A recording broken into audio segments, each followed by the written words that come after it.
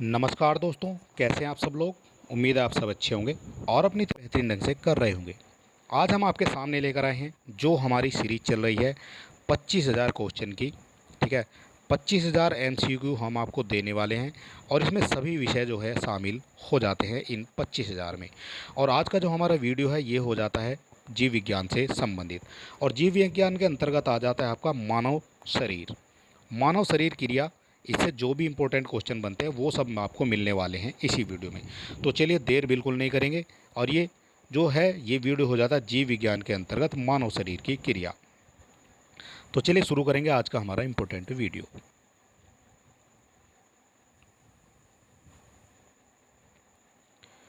मानव शरीर क्रिया। मनुष्य के जीवन काल में कितने दांत दो बार विकसित होते हैं?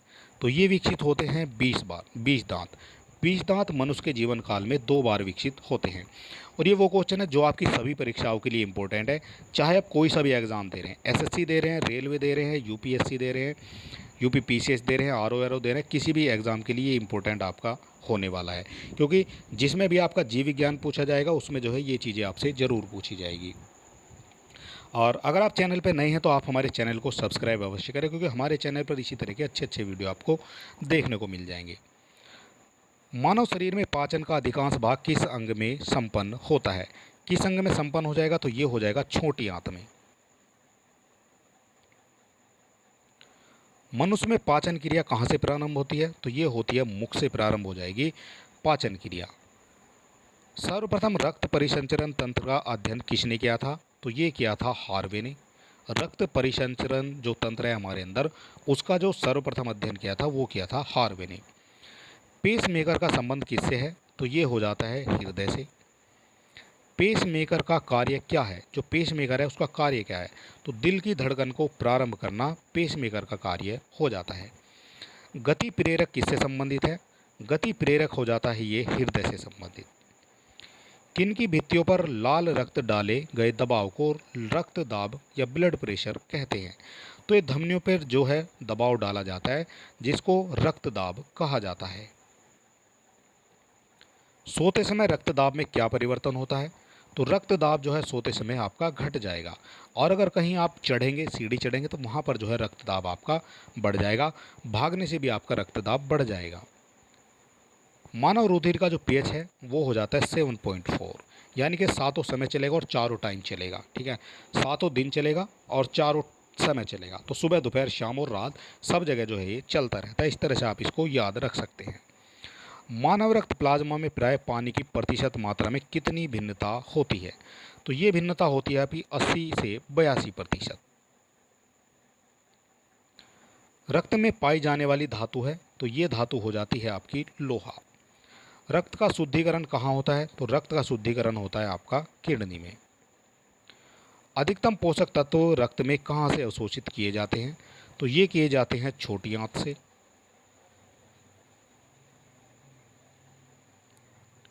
लार में कौन सा एंजाइम पाया जाता है? तो लार में पाया जाता है आपका टाइलिन। पेट में भोजन को पचाने के लिए किसकी खास आवश्यकता होती है? तो ये आवश्यकता होती है आपकी एंजाइम की।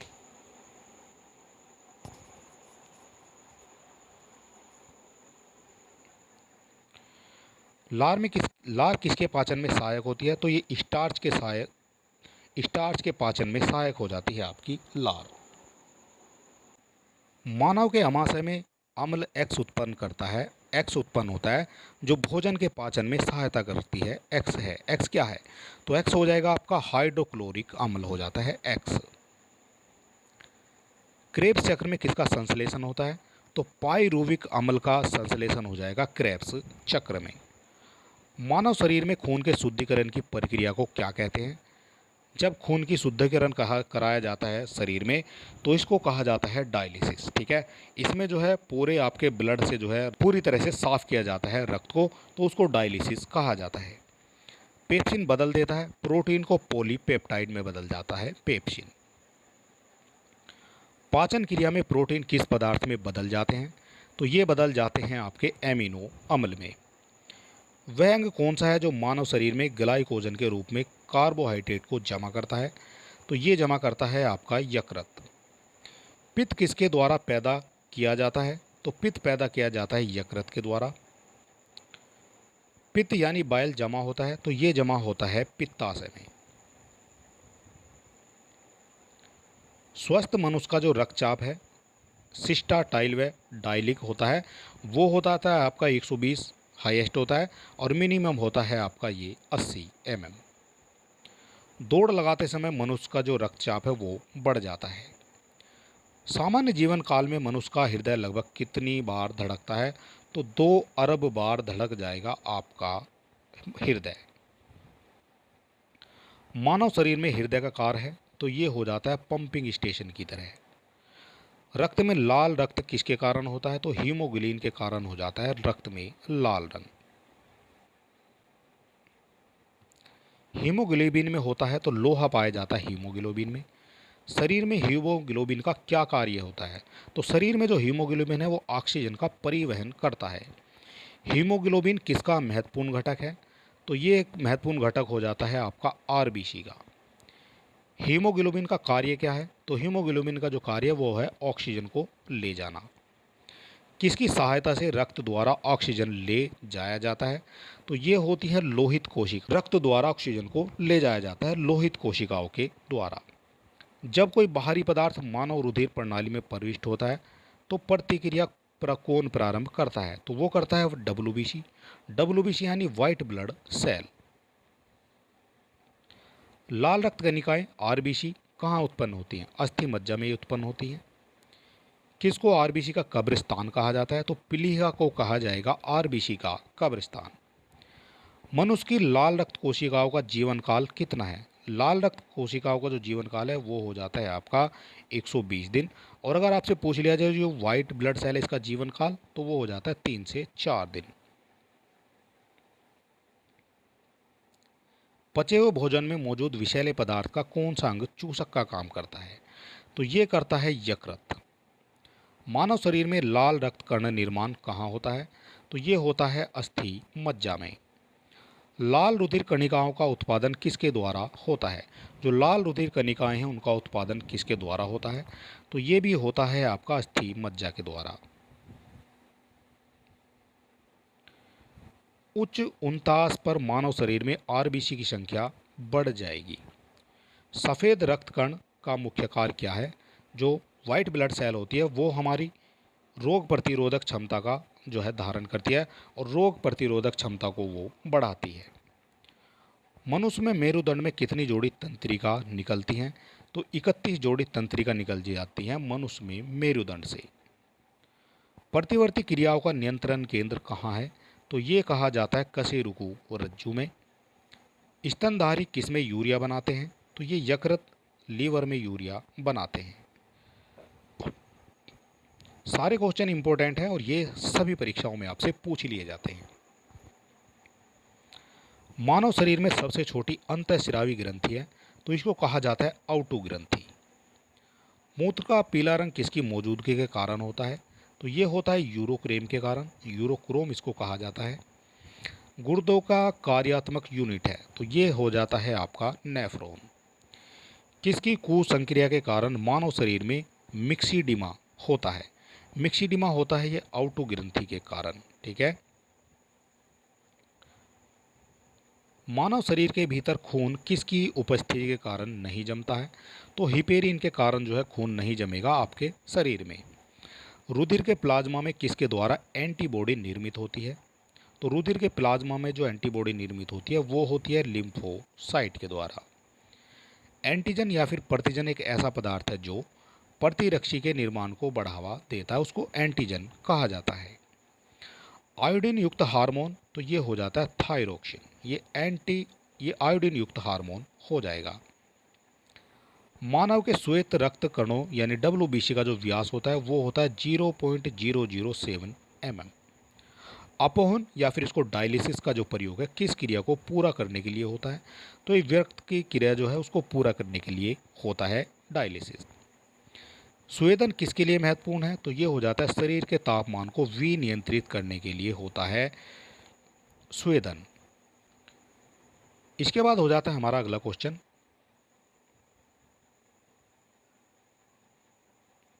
सामान्यतः निषेचन होता है, तो निषेचन हो जाएगा ये गर्भाशय में। एमनियोसेंटोसिस एक तरीका है जो बताता है, तो भ्रूण का लिंग के बारे में बताता है आपका एमियोसेंटोसिस। मानव शरीर में रक्तचाप नियंत्रित होता है, तो ये हो जाएगा अधिवृक्क ग्रंथि से। जीवन रक्षक हार्मोन किस ग्रंथि से स्रावित होते हैं, तो ये हो जाते हैं एड्रिनल ग्रंथि से। मानव शरीर की ग्रंथि को मास्टर ग्रंथि कहा जाता है, तो ये कहा जाता है पीयूष ग्रंथि को मास्टर ग्रंथि कहा जाता है। मनुष्य के शरीर की सबसे छोटी ग्रंथि हो जाती है पिट्यूटर ग्रंथि। गर्भाशय में शिशु के विकास की जानकारी हेतु किसका प्रयोग किया जाता है, तो गर्भाशय में शिशु के विकास की जानकारी हेतु प्रयोग किया जाता है अल्ट्रासाउंड का। भ्रूण के विकास के लिए किस अंग के द्वारा खाद्य की पूर्ति की जाती है, तो ये की जाती है बीजांड सन के द्वारा। स्त्रियों की नसबंदी को क्या कहा जाएगा, तो ये कहा जाता है ट्यूबैक्टोनोमी। ट्यूबैक्टोमी कहा जाता है स्त्रियों में नसबंदी को। गाय और भैंस के थनों में दूध उतारने के लिए किस हार्मोन की सुई लगाई जाती है, तो ये लगाई जाती है ऑक्सीटोसिन की। थायराइड ग्रंथि से थायरोक्सिन स्रावित करने के लिए उत्तेजित करने वाला अंतरस्रावी हार्मोन कौन सा है, तो ये हो जाता है TSH। मायोग्लोबिन में कौन सी धातु होती है, तो ये तांबा होता है मायोग्लोबिन में। एक वयस्क पुरुष के लिए सामान्य हीमोग्लोबिन मात्रा प्रति 100 मिली रक्त है, तो प्रति 100 मिली रक्त हो जाती है 14.5 ग्राम। मानव शरीर का जो तापमान है वो हो जाता है 36.9 या फिर इसको 37 डिग्री सेल्सियस भी कहा जाएगा। किस शारीरिक प्रक्रम में प्रोथ्रोम्बिन का संबंध है, तो ये हो जाता है रक्त जमाव से। प्रोथ्रोम्बिन का संबंध रक्त जमाव से हो जाएगा। शरीर में सबसे बड़ी अंतःस्रावी ग्रंथि कौन सी है, तो ये हो जाती है आउटुग या थायराइड ग्रंथि। कौन सा हार्मोन लड़ो और उड़ो हार्मोन कहलाता है, ये कई बार पूछा जाता है क्वेश्चन। ये हो जाता है एड्रिनल हार्मोन। इंसुलिन है एक प्रकार का, तो इंसुलिन एक प्रकार का हार्मोन ही हो जाएगा।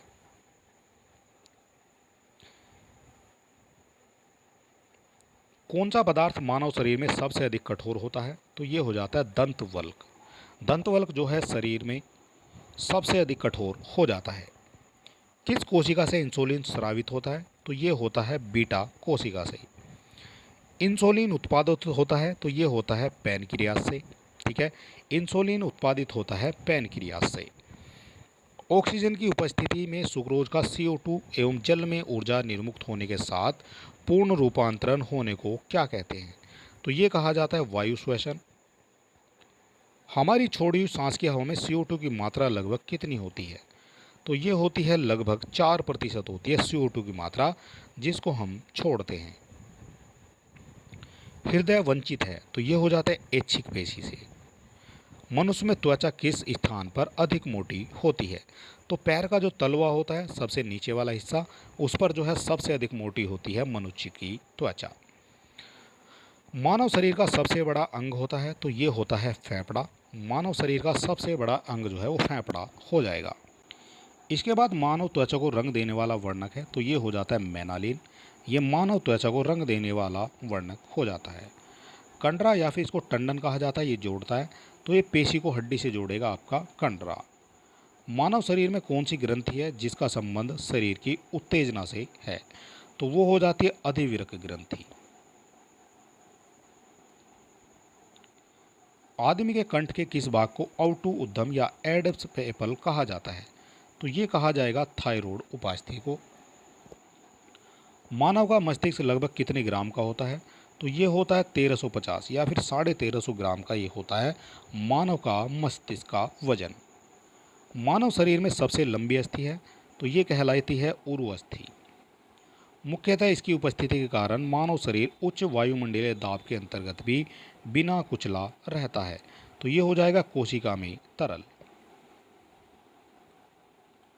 आँख के रेटिना की परंपरागत कैमरा के निम्नलिखित में से किस भाग में तुलना की जा सकती है, तो ये तुलना की जा सकती है फिल्म से। क्वेश्चन क्या बनेंगे, यहाँ से क्वेश्चन क्या बनते हैं वो भी देख लेते हैं। वयस्क मानव में होती हैं, तो वयस्क मानव में हो जाती हैं आपकी 206 हड्डियाँ। अगर वैसे पूछेंगे बच्चे में, तो बच्चे में हो जाती है लगभग 300 के आसपास हड्डियाँ होती है। और बाद में जो है जब मनुष्य जो है वयस्क होता जाता है तो हड्डियां जो है आपस में कुछ हड्डियां वो जुड़ जाती हैं और जुड़ने के बाद जो है वो 206 हड्डियां बच जाती हैं। ये क्वेश्चन पीसीएस और लोअर सब में भी पूछा गया है। ये वीडियो सभी के लिए इंपॉर्टेंट है, चाहे आप किसी भी तरह का एग्जाम दे रहे हैं। निम्नलिखित में कौन मानव शरीर की सबसे छोटी हड्डी है? तो सबसे छोटी हड्डी हो जाती है स्टेपीज, जो कान में होती है। और यहाँ देख सकते हैं ये भी क्वेश्चन जो है आपसे कई बार पूछा गया है। शल्य क्रिया में आर्थोप्लास्टी क्या है? तो आर्थोप्लास्टी हो जाती है कूल्हे के जोड़ का प्रतिस्थापन, इसको कहा जाता है आर्थोप्लास्टी। इसके बाद एंजाइम मूलतः क्या है? एंजाइम क्या हो जाएंगे ये आपको बताना है। क्वेश्चन आप देख सकते हैं कितनी बार जो है ये क्वेश्चन आपसे पूछा गया है। तो एंजाइम हो जाते हैं एक तरह के प्रोटीन, ठीक है। सी हो जाता है यहाँ पर करेक्ट आंसर। एक स्वस्थ व्यक्ति का हृदय 1 मिनट में औसतन कितनी बार धड़कता है? स्वस्थ मनुष्य की बात की गई है, जो बिल्कुल बीमार नहीं है, तो वो हो जाएगा 72 बार धड़केगा उसका हृदय। हृदय कब आराम करता है? तो 2 धड़कनों के बीच केवल आराम करता है, ठीक है। बाकी हृदय कभी भी आराम आपका नहीं करेगा। 2 धड़कन के बीच जितना है वो केवल उसका आराम का समय है। कुछ और इम्पोर्टेंट क्वेश्चन है, देख लेते हैं। मानव कलाई में नाड़ी स्पंदन करती है, तो ये करती है हृदय के बराबर। जितनी आपकी हृदय की धड़कन होगी तो मानव कलाई जो है, कलाई में जो है जब डॉक्टर चेक करते हैं तो कलाई को पकड़कर चेक कर लेते हैं कितनी आपकी धड़कन आ रही है। ये क्वेश्चन यूपीपीसीएस मेंस में भी पूछा गया है और यूपीपीसीएस 2008 में भी पूछा गया है। इसी तरह के क्वेश्चन आपसे पीसीएस में भी पूछे जाते हैं। इसलिए हम कह रहे हैं कि ये जो वीडियो है ये इंपॉर्टेंट हो जाता है आपका सभी के लिए। लाल रक्त कणिकाएं मुख्यतः बनती हैं, तो ये बनती हैं आपकी अस्थि मज्जा में। इसके बाद कुछ और इम्पोर्टेंट क्वेश्चन है। रक्त जमन में किस तत्व की मुख्य भूमिका होती है? तो ये भूमिका हो जाएगी सी की, सी यानी कैल्शियम की। मनुष्य में सामान्य निरन जो फास्टिंग होती है वो रुधिर शर्करा प्रति स्तर 100 ml रुधिर होती है। कितनी होती है? तो ये हो जाएगी आपकी 80 से 100 मिलीग्राम। अधिक ऊंचाई पर मानव शरीर में लाल रक्त कणिकाएं संख्या में बढ़ जाएंगी जब अधिक ऊंचाई पे आप चले जाएंगे। मानव रुधिर में कोलेस्ट्रॉल का जो सामान्य स्तर है वो होता है 140 से 180 मिलीग्राम। यदि किसी व्यक्ति की रुधिर वाहिकाओं की त्रिज्या कम हो जाए तो उसका रक्तदाब बढ़ जाएगा, ठीक है। रुधिर वाहिकाओं की त्रिज्या जो है कम हो जाएगी तो उसका जो दाब जो है वो बढ़ जाएगा। मानव शरीर के किस अंग में लसिका कोशिकाएं बनती हैं? तो ये बनती है दीर्घस्थि में। स्तनपायु में श्वेत ग्रंथियां मूलतः संबंधित है, तो ये संबंधित हो जाती हैं आपकी ताप नियमन से। ये आपका जो वीडियो है ये हमारा हो जाता है जीव विज्ञान से संबंधित सभी विषय को जो हम कंप्लीट आपको कराने वाले हैं। और इस जो सीरीज चल रही है इसमें आपको टोटल मिल जाते हैं 25,000 क्वेश्चन। सारे क्वेश्चन वो हैं जो आपकी परीक्षाओं में पूछे गए हैं और आने वाले समय में भी यही क्वेश्चन आपसे पूछे जाएंगे, क्योंकि ये क्वेश्चन जो है नए नहीं बनते हैं। स्तनपायु में श्वेत ग्रंथियां मूलतः होती हैं तो ताप नियमन से होती हैं। मानव हृदय में कक्ष की संख्या तो ये हो जाएगी 4। मधुसूदनी जो इंसुलिन है वो अंतःस्राव 1 ग्लाइकोलिपिड का हो जाएगा, ग्लाइकोलिपिड का ये हो जाता है। मानव शरीर में पैरों की हड्डियां तो ये फिबुला और टिबिया हो जाती हैं जो पैरों की हड्डियां हैं। गर्भाशय यानी वोम के लिए वैकल्पिक शब्द क्या है? तो ये कहा जाता है यूट्रस, इसको कहा जाएगा। हीमोग्लोबिन की अधिकतम जो बंधुता है वो हो जाती है ऑक्सीजन के लिए। कौन सी ग्रंथि सेक्स हार्मोन का स्राव करती है? तो ये करती है एड्रिनल ग्रंथि। मानव शरीर में हार्मोन में कौन सा रक्त कैल्शियम और फास्फेट को विनियमित करता है? तो ये करेगा पाराओटू या फिर पैराथाइड हार्मोन। मानव में शरीर के किस भाग में शुक्राणु या डिंब को निषेचित या फर्टिलाइज करता है? तो ये करा जाएगा आपका डिंब वाहिनी या फिर फैलोपियन नली में। जब वृक्क कार्य करना बंद कर दे तो कौन से पदार्थ जमा हो जाते हैं? तो ये जम जाते हैं रक्त में नत्रजनी अपशिष्ट पदार्थ। जब एक व्यक्ति वृद्ध हो जाता है तो सामान्यतः उसका जो रक्तचाप है वो घट जाता है, ठीक है। बीपी जो है कम होना स्टार्ट हो जाता है जब एक आदमी वृद्ध हो जाता है। मानव शरीर में पुंछ कौन सी संरचना में संलग्न होता है? तो ये हो जाता है वृद्ध आंत्र में। किस प्रक्रिया द्वारा ऑक्सीजन श्वसन के दौरान रुधिर में प्रवेश करती है? रुधिर में प्रवेश करेगी ऑक्सीजन, फिर उसे छोड़ देगी, तो ये करेगी आपकी परासरण के द्वारा। कौन सा एक अंग वसा का भंजन कर कोलेस्ट्रॉल उत्पन्न करता है? तो यकृत हो जाता है जो कोलेस्ट्रॉल उत्पन्न करता है। सेरेब्रम किससे संबंधित है? तो ये जो है कहीं ना कहीं मस्तिष्क से संबंधित हो जाएगा सेरेब्रम। मनुष्य के मस्तिष्क का सबसे बड़ा भाग हो जाता है प्री मस्तिष्क। ठीक है, ये कई बार क्वेश्चन पूछा गया है। और यहाँ जो है कुछ ही और इम्पोर्टेंट है, मानव शरीर की किन कोशिकाओं में सबसे कम पुनर्योजन शक्ति होती है? तो मस्तिष्क की कोशिकाओं में पुनर्योजन शक्ति कम होती है। किसी मृत प्राय व्यक्ति का गुर्दा लेने के लिए उसे किस स्थिति में होना चाहिए? केवल तंत्रिकीय प्रक्रियाओं का जो अवसान होना चाहिए उस स्थिति में। और चलिए दोस्तों, आज जो हमने आपको कराया है मानव शरीर, और कल हम आपको कराने वाले हैं रक्त समूह। ठीक है, ये भी इम्पोर्टेंट टॉपिक हो जाएगा आपका जीव विज्ञान से संबंधित। इसी तरह से हम सभी टेस्ट आपको कराने वाले हैं, और इनमें आपको लगभग 150 से 200 क्वेश्चन आपको एक ही वीडियो में मिल जाएंगे, वन लाइनर की फॉर्म में। 150 से 200 के बीच में कितने भी क्वेश्चन हो सकते हैं, सारे क्वेश्चन आपको इम्पोर्टेंट हम लेकर आए हैं। 25,000 क्वेश्चन आपको मिलने वाले हैं। ये हमने अपना काम कर दिया है, और आपको अपना काम करना है, यानी हमारे चैनल को सब्सक्राइब करना है और वीडियो को जो है अपने दोस्तों में भी शेयर करना है। तो चलिए दोस्तों, मिलते हैं नेक्स्ट वीडियो में, और तब तक के लिए नमस्कार,